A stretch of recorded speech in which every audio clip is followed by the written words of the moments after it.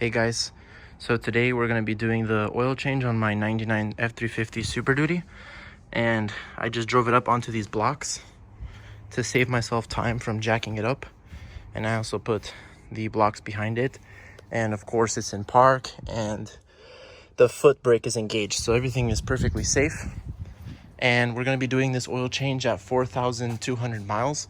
I wanted to do it at 4,000, but I got a job in the meantime, so I added on those extra 200 miles, but it should be fine. Okay, so the oil of choice I'm going with, which is my preferred choice, is the Shell Rotella T4. So the reason I'm using this oil is because this is a blended oil, which means that it uses both conventional and synthetic in their own proprietary blend. And I've heard that the difference between T4 and T3 is not really existent, so I'm going to be doing a little bit more research and see if that's a better choice for me as far as cost savings, because the T3 is a little bit cheaper, but this one has like marketing like triple protection and stuff like that. But anyways, this truck uses about 17 quarts. I'll double check to make sure that's accurate. And I just bought 2 of these. And of course I'm going to be using the OEM Ford Motorcraft oil filter. That's what I've been using since I bought this truck. I'll show you guys a look underneath. Okay, here's a look underneath the truck. Hopefully you guys can get the idea. See the OEM Ford Motorcraft. I know I'm missing that protection plate right there for the flywheel. I really need to get one of those, but when I bought the truck, the person apparently who serviced this transmission took that off to inspect the flywheel or something like that. I don't remember. I think he just lost it and he just made up a story, but anyways, it's missing, so I need to get one of those pretty soon. And so like I said, Ford Motorcraft, and so everything still looks pretty good under here because it's only been about 4,200 miles actually since I replaced the oil. There it is dripping. I'm always surprised on diesels how black the oil looks, even after just a few thousand miles, but I know that's pretty standard. So now that this is dripping, I'm gonna go open the oil cap on top, so it's gonna allow air to get in the system and it's gonna let the oil get out faster. And then I'm gonna be taking off the oil filter, which I hate this part because it always makes a huge mess. Okay, once you've gotten the oil out, most of it, I just put the cap back in, the oil drain plug. And now comes this annoying, tedious part, which is to remove this bolt that's right here for your high pressure oil pump reservoir. And the bolt is gonna look like this.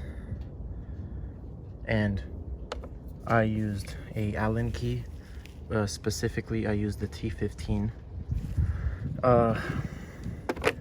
And then you're gonna need something like this, which syringe type thing. I forgot what these are called. But this one, I just stuck a straw on the end because it wasn't long enough. But essentially, you need something to go down into there. Like, see, I don't even think this straw is going to make it, so I'm going to have to squeeze it in there. And essentially, you're going to have to drain the oil out of the high-pressure oil pump reservoir, which seems like it's a waste of time. But that's how it's recommended by Ford, so I'm going to do it. And the reason I say it's a waste of time is because the oil circulates anyways. But if you really want to be OCD and get all the old oil out, or at least as much as you can get, this is the way to do it.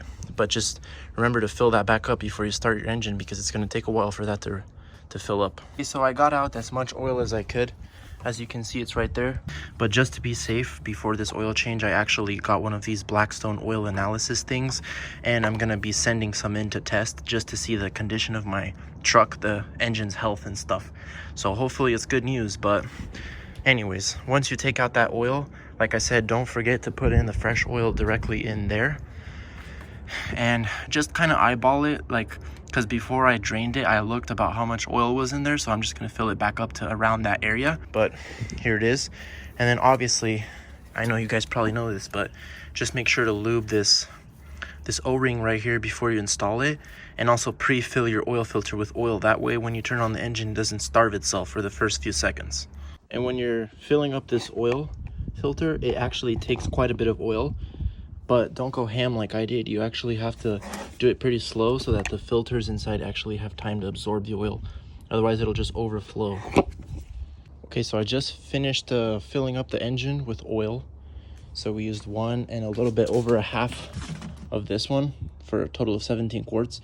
And plus or minus, because we're not finished yet. But basically now the last step is to fill up that high pressure oil pump reservoir.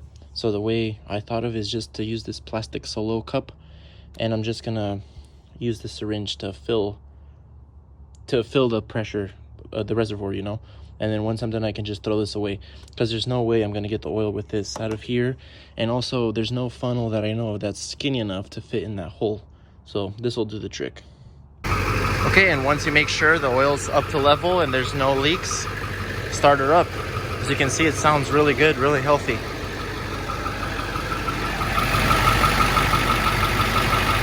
It's running super nice and quiet.